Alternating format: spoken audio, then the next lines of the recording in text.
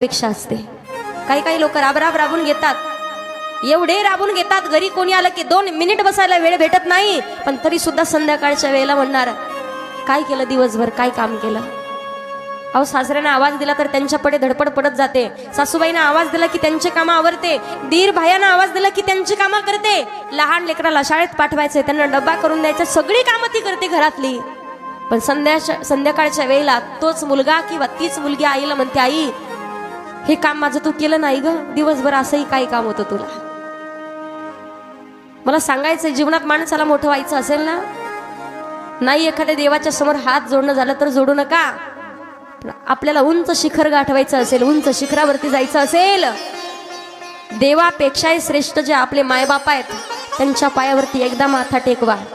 माणूस आयुष्यात कधीच पाठीमागे राहू शकत नाही, कारण भरभरून आपले आई वडील जेवढे आपल्याला निस्वार्थ मनानं आशीर्वाद देतील, जगात किती पैशावाला माणूस असू दे आपल्याला आशीर्वाद नाही देऊ शकत। तो कोणाच्या मनाला चांगलं वाटेल आपण एखादं काम चालू केल्यावर, कोणाला वाईट वाटेल, पण निस्वार्थ मनानं आशीर्वाद देणारं नातं फक्त आई वडीलच आहेत। आहे तोपर्यंत किंमत कळत नाही, पण तीच आई या जगातून निघून गेल्याच्या नंतर कशालाच किंमत उरत नाही, ती फक्त आई असते।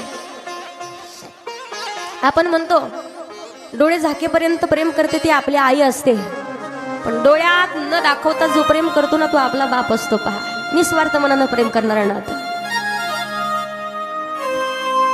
पार्वती मातेला घेऊन भोलेनाथ जेव्हा येत आहेत, भोलेनाथ आल्याच्या नंतर पार्वती मातेला आनंद ठेवण्याचं काम करतायत, खुश ठेवण्याचं काम करतायत।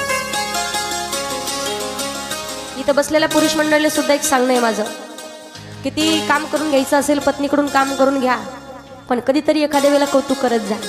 नाकात नथ घातली असेल ना, कधीतरी म्हणा पतीची माय आज फार सुंदर दिसते, नाही दिसू दे सुंदर, पण कधीतरी कौतुक केलं पाहिजे।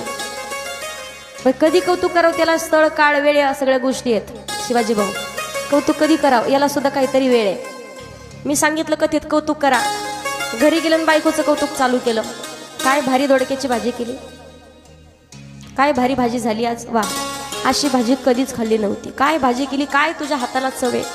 ती घरात गेली आणि लाटणंच घेऊन आली बाहेर, म्हणजे 25 वर्षापासून झालं तुमच्यासोबत राहते, स्वयंपाक करते, अजून कौतुक नाही केलं कधी। आज मला कंटाळा आला, कथेला गेले होते, शेजारच्या मावशीकडून भाजी आणली तर आज कौतुकावर कौतुक, कौतुकावर कौतुक, वर्षावर चालू केलाय तुम्ही तिच्या वर्णनाचा।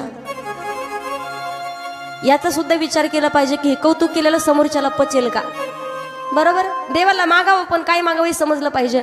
भोलेनाथाला मागायचं बिंदास मागा, पण संत महात्म्यांनी मागितलं अकल्प आयुष्य व्हावे तया कुणा, माझी या सकळ हरीची आस।